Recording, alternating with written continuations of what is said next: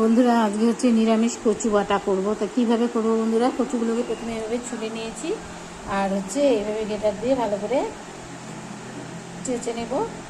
আর হচ্ছে শিলপাটায় বাটবো না, এটার মধ্যে হচ্ছে কুড়িয়ে নেব, ঠিক আছে। তারপরে এটাকে কড়াইতে তেল দিয়ে করবো, কীভাবে করবো সেটাও দেখাবো। দেখুন বন্ধুরা, এইভাবে কচুটাকে কুড়িয়ে নিলাম আর ওই দুটোকেও কুড়িয়ে নেব, নিয়ে তারপরে রান্না করব। বন্ধুরা মিক্সিতে হচ্ছে কয়েকটা কাঁচা পাকা লঙ্কা পেস্ট করে নেব, কচু বাটাটার মধ্যে দেব। বন্ধুরা কচু বাটাটা যে করবো তার জন্য সাদা তেল দিয়ে দিলাম, আর যখন খাবে তখন একটু কাঁচা তেল দিয়ে খাবে। এখন হচ্ছে দেবো কালো জিরে, তারপরে দেবো হচ্ছে কাঁচা লঙ্কা বাটাটা যে আছে বন্ধুরা, সেটা মিক্সিতে পেস্ট করে রেখেছি, এর মধ্যে দিয়ে দেবো। তা নাহলে কাঁচা কাঁচা গন্ধ করে যদি।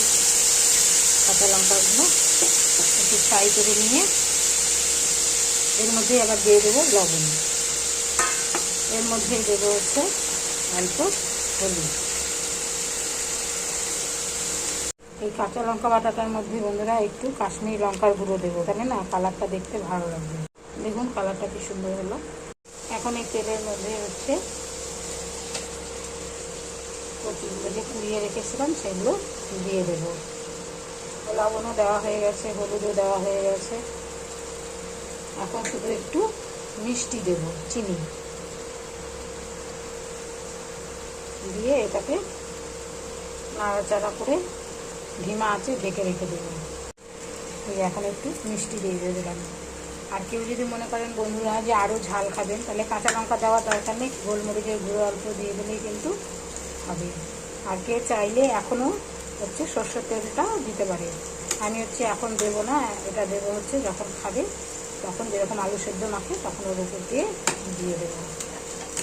এখন এই যেটাকে ঢেকে দিলাম আর আঁচটাকে হচ্ছে ধিমা করে দিলাম। বন্ধুরা এই কচু বাটাটা যখন ভাজবেন তখন যদি মনে হয় আর একটু তেল লাগবে, তাহলে কিন্তু একটু তেল দিতে হবে, ঠিক আছে।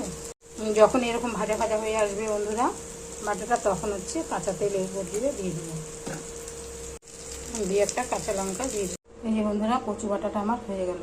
এটা আর একটা ধরনের করা যায়, সেটা সর্ষে পোস্ত দিয়ে, সেই রেসিপিটাও আমি দেখাবো পরে। আর এই রেসিপিটা যদি আপনাদের ভালো লাগে তাহলে কিন্তু অবশ্যই একটা লাইক শেয়ার কমেন্ট করতে ভুলবেন না। করে একবার খেয়ে দেখবেন কেমন লাগে গরম গরম ভাতের সাথে।